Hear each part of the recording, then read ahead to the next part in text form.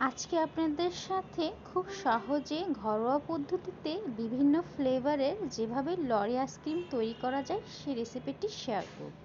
First of all পানি লাগবে, তারপরে হচ্ছে অল্প পরিমাণ ময়দা লাগবে। কেউ চাইলে ময়দাটা অ্যাভয়েড করতে পারেন, কিন্তু আমি ময়দাটা দেব আইসক্রিমটা একটু শক্ত হওয়ার জন্য এবং সহজে যেন গলে না যায়। ক্রিমের মিশ্রণ তৈরি করার সময় চিনির পরিমাণটা একটু বেশি নিতে হবে, কারণ হচ্ছে আইসক্রিম যখন জমে যায় তখন মিষ্টির পরিমাণটা কমে যায়, তাই মিষ্টির পরিমাণটা একটু বেশি দিতে হবে।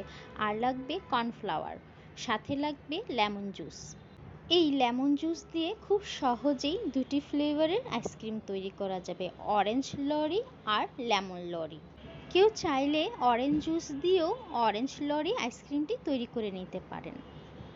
আমি যেভাবে লেমন জুস দিয়ে অরেঞ্জ লরি আইসক্রিমটি তৈরি করব সেটি আপনাদের দেখিয়ে দিচ্ছি। এখানে শুধু